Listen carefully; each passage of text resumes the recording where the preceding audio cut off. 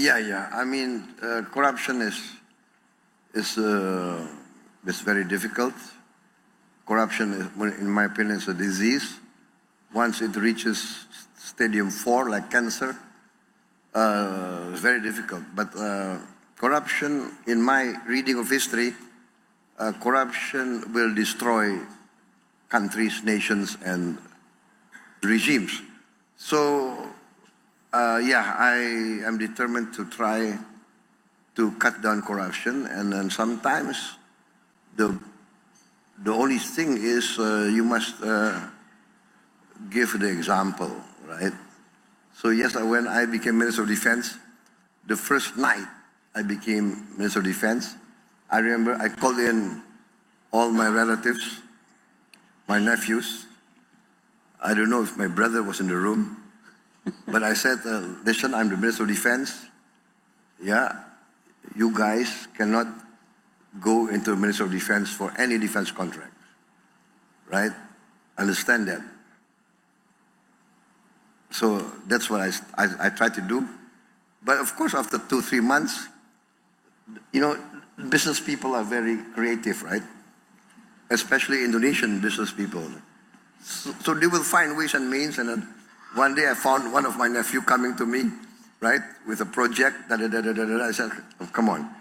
You've never been in defense. You don't understand defense, okay? So no, you look for other business. So one time, we had a defense project conference in the Ministry of Defense. So my head of logistics reported to me, sir, we have these 250 projects. And let me report to you, project number 1, whatever, 3 companies in the short list. Company A, Company B, Company 3. Oh, by the way, sir, I would like to report in Company C, there's one of your nephews. Write him off. Go down the list. Oh, by the way, sir, in this project, your other nephews. Write him off. I wrote off all my family. And so in the comment, maybe I reported the names. And then they might have passed. So I had difficulty meeting my nephews for 3 or 4 months after that. But yeah, you have to give example. It's not easy, but you have to do it. And then now, the problem for Indonesia, I think, is this. If we can get this done well, I think very fast we will be the surprise of the world. For instance, I came into 2 islands of Indonesia, Bangka and Belitung, and we got a report there were 1,000 illegal tin mines. 1,000 on these 2 islands. And we were losing maybe 80% of our total tin production to these illegal miners and through smuggling. And I said this has to stop. I made a military training program with naval ships, airplanes, helicopters, drones, and we just blocked these 2 islands. No vessel can come in and out without us knowing what's inside. And basically we stopped the smuggling. One sampan tried to go out. We found out there had tin on the sampans. Can you imagine? So, and then we confiscated several cases of tin ingots, rare earth, etc., etc.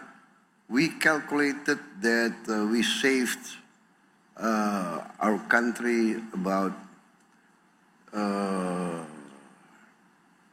couple of $1 billion. So next year, the increase of tin production, we hope will come back to its original position, and we should be earning maybe at least 3 or 4 times what we were earning last year. So this is just one example of what we recovered. We also, of course, I took over from the previous government, handed me over the problem of about, I was reported come to us, sir, out of the millions of hectares of palm oil, about 5,000 are in violation of the law. What? Yes. Oh, no, so not 5,000, 5 million. 5 million hectares are in violation of the law. So I said, I am sworn in to uphold the law. So I told my Attorney General, my state auditing board, carry out investigations. What you find out, if there's a case,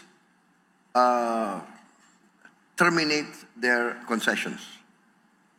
And that's what we did. I think by as of this month, we have recovered about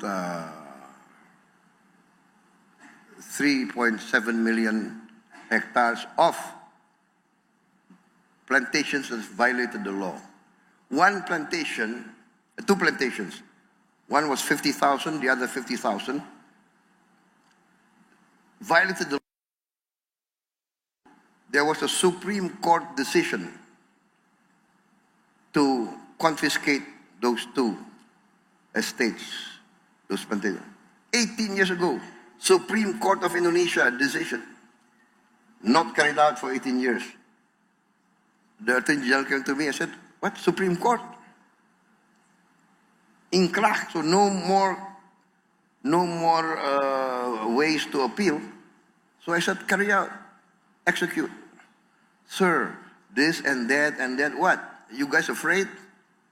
I ordered my armed forces, you accompany this Attorney General's office, accompany the state auditors, protect them, go in there and confiscate. 100,000 we take over, and no problem. So I think this is the case is the government now must enforce the law. And I'm determined to enforce the law, and I'm determined that the Indonesian government must be respected. Download Tribun X sekarang, menghadirkan lokal menjadi Indonesia.